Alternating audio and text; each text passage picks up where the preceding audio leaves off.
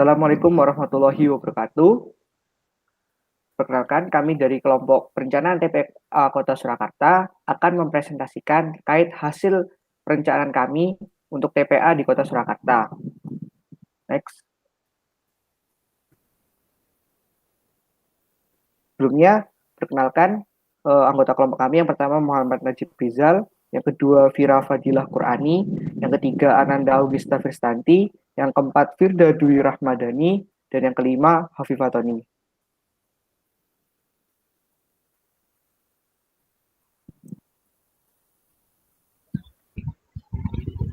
Oke, sebelum masuk dalam penentuan perencanaan TPA, langkah pertama yang harus dilakukan yaitu melakukan proyeksi penduduk.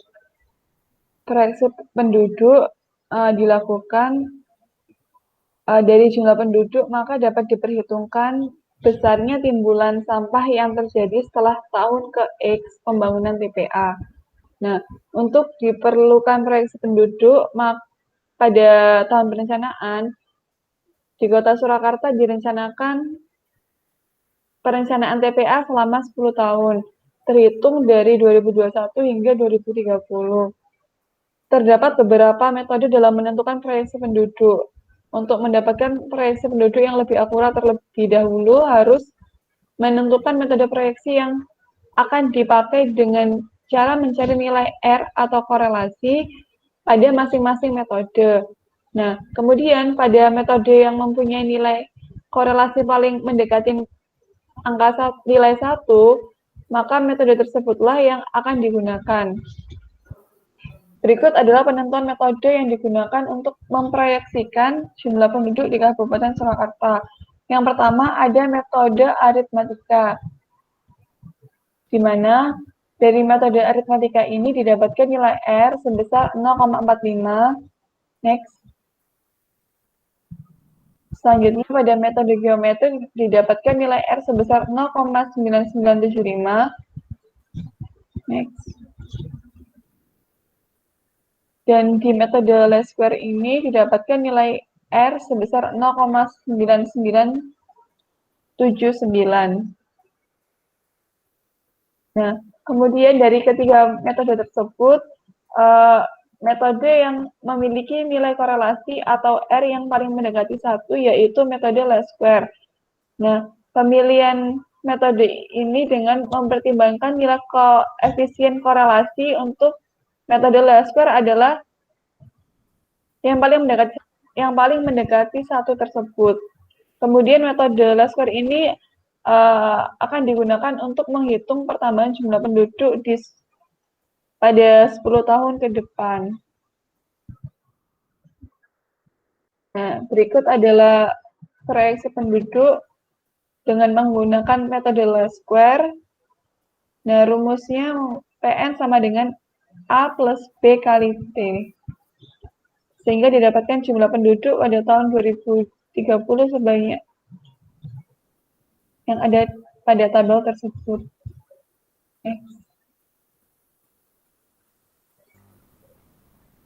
Untuk selanjutnya, pemilihan lokasi TPA.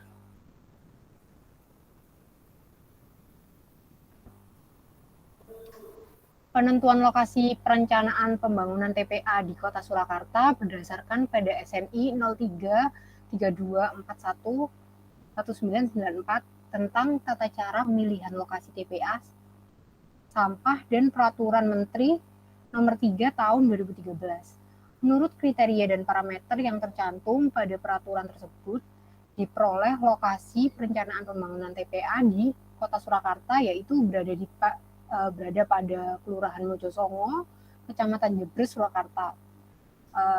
Berikut terdapat beberapa parameter pada perencanaan TPA. Yang pertama yaitu parameter umum. Pada parameter umum meliputi batas administrasi, status kepemilikan tanah, kapasitas lahan, dan pola partisipasi masyarakat. Lokasi perencanaan TPA merupakan lahan yang berada pada batas administrasi Kota Surakarta yang direncanakan terletak di Kelurahan Mojosongo, Kecamatan Jebres, Kota Surakarta. Parameter selanjutnya yaitu parameter fisika tanah. Pada parameter fisika tanah meliputi permeabilitas tanah, kedalaman akuifer, sistem aliran air tanah, pemanfaatan air tanah, ketersediaan tanah penutup. Pada Kecamatan Jebres ini tidak terdapat area konservasi air dan kawasan hutan lindung lainnya.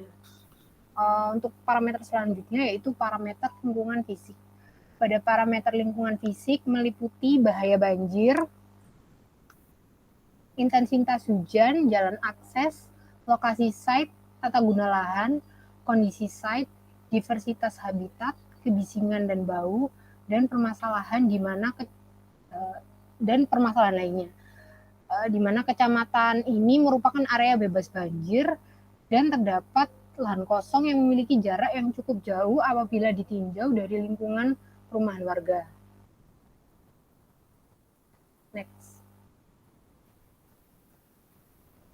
Yang selanjutnya adalah komposisi dan karakteristik sampah.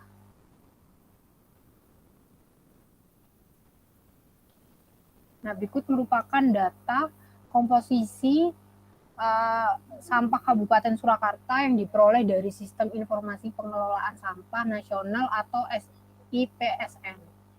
Data tersebut diperoleh dalam bentuk persentase seperti pada tabel berikut ini. Next. Nah, untuk selanjutnya yaitu berdasarkan buku Coban Logus, setiap komposisi sampah memiliki karakteristik tersendiri yaitu kadar air dan berat keringnya, serta dapat digolongkan juga berdasarkan laju degradasinya. Penggolongan karakteristik tersebut kami sajikan dalam bentuk tabel seperti tabel tersebut, di mana data moisture content didapatkan dari buku Coban Logus. Kolom berat kering diperoleh dari persen jumlah dikalikan dengan 100 dikurangi moisture content dibagi dengan 100, dan berat kering total adalah jumlah berat kering pada jenis laju degradasi. Next. Selanjutnya adalah proyeksi timbulan sampah dan kebutuhan lahan landfill. Pada tabel tersebut kolom populasi didapatkan dari hasil perhitungan proyeksi penduduk yang sebelumnya sudah dilakukan menggunakan metode least square. Lalu kolom PPC atau produksi sampah per kapita diperoleh dari timbulan sampah per hari dibagi dengan jumlah penduduk pada tahun tersebut dengan persentase pelayanan TPA Kabupaten Surakarta adalah 100% atau semua penduduk terlayani. Data ini diperoleh dari SIPSN. Untuk kolom selanjutnya yaitu kolom kuantitas limbah padat harian. Diperoleh dari perkalian antara kolom populasi dengan kolom PPC. Untuk kolom kuantitas limbah pada tahunan merupakan hasil konversi dari satuan kilogram per hari ke ton per tahun. Sedangkan untuk kolom akumulasi merupakan kuantitas limbah padat tahunan yang dijumlahkan di setiap tahunnya. Selanjutnya untuk kolom kompaksi sampah merupakan nilai volume sampah yang telah terkompaksi, ditentukan dengan pembagian antara kuantitas limbah padat dengan densitas kompaksi, di mana densitas kompaksinya memiliki nilai antara 400 sampai 500 km kubik. Dan dipilih angka 500 kg per meter kubik sebagai nilai densitas kompaksinya. Selanjutnya, cover material. Nilai volume cover material ini dapat dicari dengan perkalian antara nilai kompaksi sampah dengan persen cover, di mana nilai persen cover yang dipakai adalah 25% dari range-nya, yaitu 20-25%.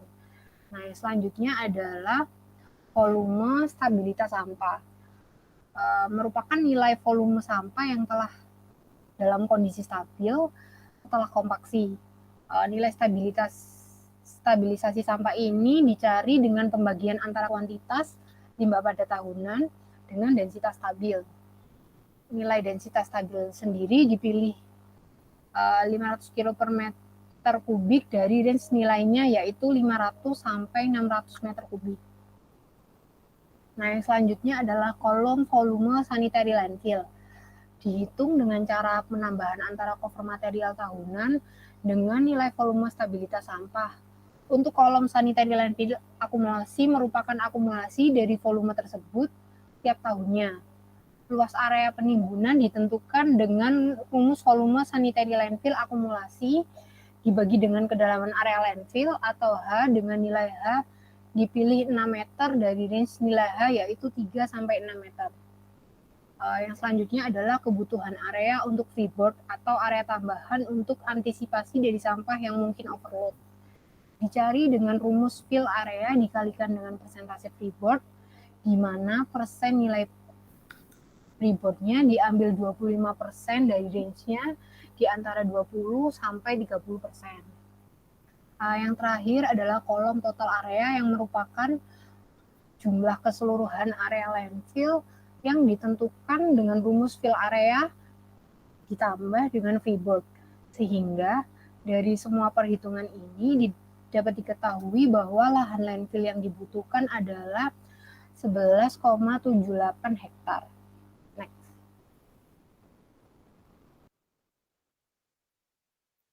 Selanjutnya yaitu gas TPA. Next.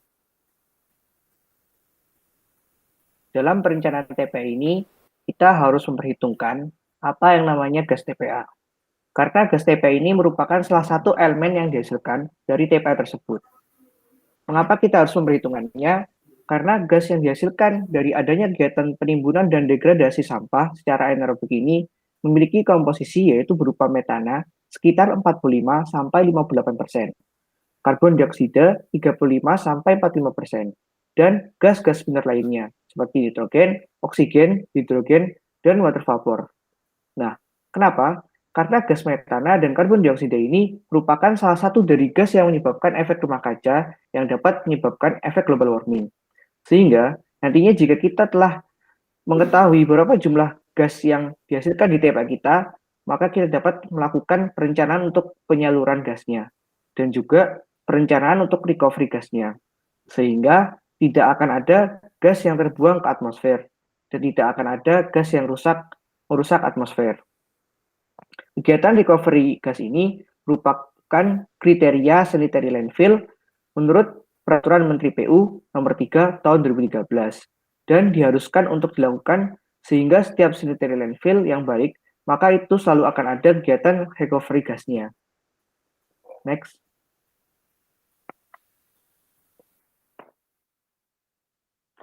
Selanjutnya yaitu penyaluran gas TPA.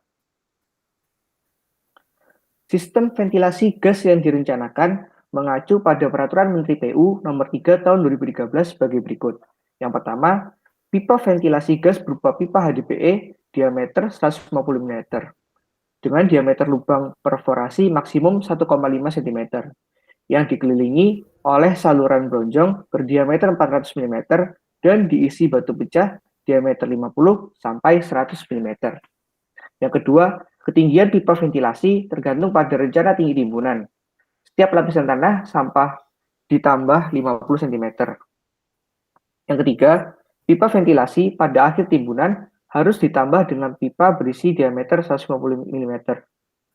Yang keempat, gas yang keluar dari ujung pipa besi harus dibakar atau dimanfaatkan sebagai energi alternatif. 5.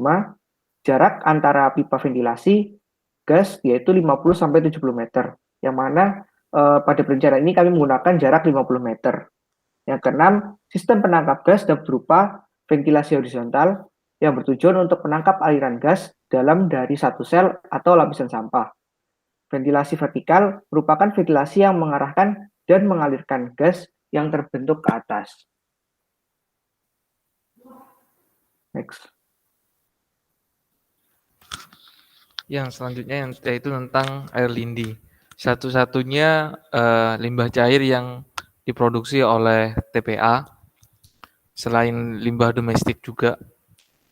Air lindi yang berada di permukaan tanah dapat menimbulkan polusi pada air tanah dan air permukaan. Hal tersebut dikemukakan oleh Ehrik tahun 1993 sebagai berikut. Air permukaan yang terpolusi oleh air lindi dan dengan kandungan zat organik tinggi pada proses penguraian, Sevara biologis akan menghasilkan atau akan menghabiskan kandungan oksigen dalam air dan akhirnya seluruh kehidupan dalam air yang tergantung oleh keberadaan oksigen terlarut atau disop oksigen akan mati.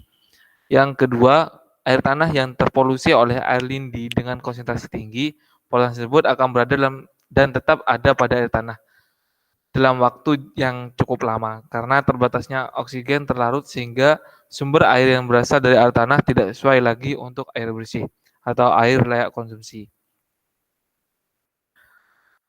Yang selanjutnya yaitu tentang penyaluran air lindi. Penyaluran air lindi berdasarkan Peraturan Menteri PU tahun 2013, outline-nya yaitu tentang dimensi pipa, jarak antar pipa, slope atau kemiringan pipa, dan materi pendukung pipa lindi seperti elbow dan lain-lain. Yang selanjutnya itu tentang pengolahan air lindi. Pengolahan air lindi ini tergantung pada kandungan dari air lindi tersebut. Secara umum, kandungan air lindi tersebut mengandung organik yang sangat tinggi dikarenakan oleh proses penguraian oleh bakteri atau oleh mikroorganisme pada limbah padat, di mana limbah padat dengan komposisi limbah padat di TPA yaitu sekitar 50 hingga 60% yaitu dari bahan organik, sehingga air lindinya pun akan kebanyakan atau lebih tinggi kadar organiknya. Sehingga dalam proses pengolahannya secara umum adalah menggunakan proses secara biologis, di mana pada proses biologis tersebut terdapat suatu sistem pengolahan kombinasi yang dinamakan kolam stabilisasi. Kolam stabilisasi ini terdapat 3 proses, yaitu kolam anaerobik, kolam atau bak fakultatif, dan kolam atau bak maturasi. Sebelum ke 3 kolam tersebut, saya akan mengacu pada proses pengolahan tersebut akan mengacu pada baku mutu, di mana sudah diatur pada Permen LH nomor 5 tahun 2015 tentang baku mutu TDS dan Fe, Permen LH nomor 59 tahun 2015 tentang baku mutu pH, suhu, COD, BOD. Yang ketiga itu tentang pada Peraturan Menteri PU nomor 3 tahun 2012 tentang parameter amonia dan TSS dengan nilai baku mutu pada tabel berikut.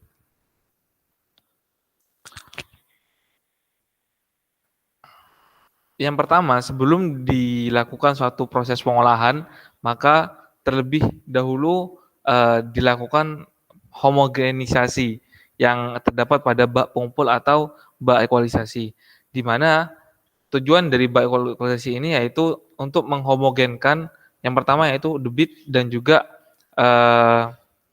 parameter atau kandungan yang terdapat pada air lindi tersebut. Sehingga kandungan atau parameter yang ada pada air lindi tersebut antara konsentrasi yang di permukaan dan yang di dasar konsentrasinya memiliki harga yang sama. Pada bak pengumpul ini kriteria desainnya yaitu kita rencanakan 7 hari dengan dimensi yaitu ketinggian atau kedalaman yaitu sekitar 1,5 meter dan lebar dan panjangnya yaitu 1 meter, freeboardnya sebesar 20% dari ketinggian yaitu 0,3 dengan sehingga total dari atau kedalaman total dari bak pengumpul ini yaitu 1,8 meter. Oke. Kita masuk ke bak anaerobik yaitu bak pertama pada kolam stabilisasi, pada sistem kolam stabilisasi. Pada bak anaerobik ini, pengolahan sistem ini menggunakan proses secara anaerobik, di mana pada bak ini memiliki removal sebesar 50% sampai 70%. Dan pada bak anaerobik ini kriteria desain ketinggian atau kedalaman yaitu sekitar 2,5 sampai dengan 4 meter. Sehingga BOD efluen dan juga CO2 efluennya mencapai 4,67 mg per liter dan CO2 efluennya 5,7 mg per liter. Dengan dimensi dari bak anaerobiknya yaitu ketinggiannya yaitu 2,5 meter, ketinggian air limbahnya maksimal yaitu 2,5 meter, dan juga lebar dan panjangnya 0,228 meter, dan direncanakan freeboard-nya yaitu 20% sehingga H totalnya sebesar 3 meter. Kolam fakultatif. Dinamakan kolam fakultatif dikarenakan pada proses ini terdapat dua metode pengolahan yaitu secara anaerobik dan juga aerobik. Pada proses ini kebutuhan lahan pada kolam fakultatif ini sekitar 250 sampai dengan 300 kg BOD per hektar per hari. Dan juga untuk mencapai kondisi fakultatif di dalam kolam, maka kedalaman proses aerobik, maka kedalaman yang kriteria desainkan yaitu mencapai atau sekitar 1,5 sampai dengan 2 meter.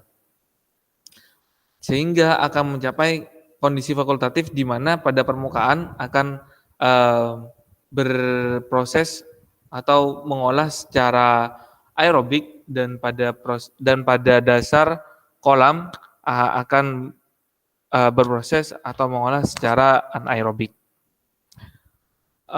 Kolam yang selanjutnya yaitu kolam maturasi, di mana pada kolam maturasi ini digunakan untuk mengurangi bakteri fecal coliform yang mungkin masih tersisa pada proses kolam fakultatif. Kedalaman kolamnya itu sekitar 1 meter dengan waktu detensi sekitar 5 sampai dengan 7 hari dengan efluen BOD dan juga COD-nya yaitu sekitar 16 mg per liter dan COD efluennya sekitar 0,53 mg per liter. Dan untuk dimensinya, dimensi dari kolam maturasi yaitu lebarnya 7 meter, panjangnya 7 meter, dan ketinggiannya 1 meter, dan kita rencanakan untuk freeboard-nya yaitu 20% dari ketinggian dari air limbah atau air lindinya, yaitu 20%, sehingga H totalnya yaitu 1,2 meter. Dan pada proses kolam stabilisasi ini digunakan untuk keperluan irigasi efluennya untuk digunakan untuk proses atau digunakan pada kegiatan irigasi kolam ikan peliharaan, pengisian air tanah. Next.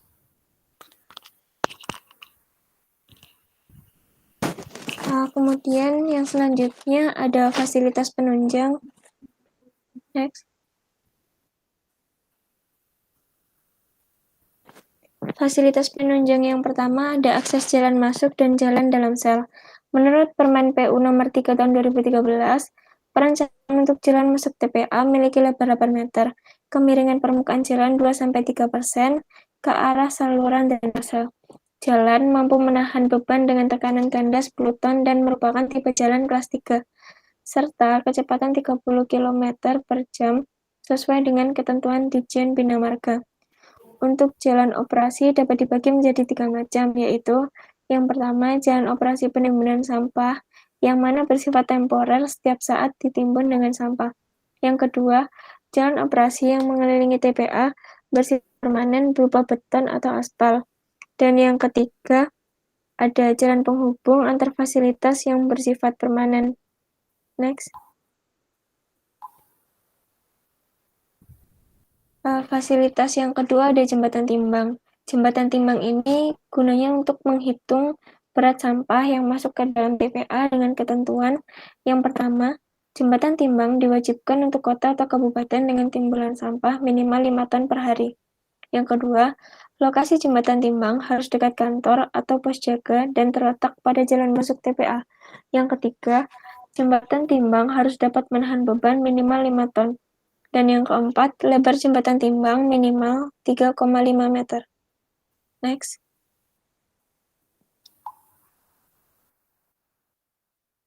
Fasilitas yang selanjutnya ada bengkel. Bengkel atau garasi atau hangar ini gunanya untuk menyimpan dan atau memperbaiki kendaraan atau alat besar yang rusak. Luas bangunan yang akan direncanakan harus dapat menampung 3 kendaraan. Peralatan bengkel minimal yang harus ada di TPA adalah peralatan untuk pemeliharaan dan kerusakan ringan. Next. Fasilitas yang selanjutnya ada daerah penyangga. Daerah penyangga ini berfungsi untuk mengurangi dampak negatif yang ditimbulkan oleh kegiatan pembuangan akhir sampah terhadap lingkungan di sekitarnya. Daerah penyangga berupa jalur hijau atau pagar tanaman di sekeliling TPA dengan ketentuan. Yang pertama, jenis tanaman adalah tanaman tinggi dikombinasi dengan tanaman berdu yang mudah tumbuh dan rimbun. Yang kedua, kerapatan pohon adalah 2-5 meter untuk tanaman keras. Yang ketiga, lebar jalur hijau minimal. Jadi fasilitas dari TPA tidak hanya itu aja, namun ada kamar mandi dan musola, rumah kompos, pembangkit energi, pengolahan gas, bengkel dan cuci mobil, tempat cuci truk, tempat parkir, taman, sumur pantau, serta sumur pengumpul. Untuk penutupan TPA-nya ini setelah 10 tahun masa operasi TPA dan jika tidak terdapat lagi lahan atau lift yang dapat digunakan, maka akan dilakukan penutupan TPA. Untuk pemanfaatan di Kota Surakarta akan digunakan sebagai ruang terbuka hijau. Next. Sekian presentasi dari kelompok kami, perencanaan TPA Kota Surakarta. Wassalamualaikum warahmatullahi wabarakatuh.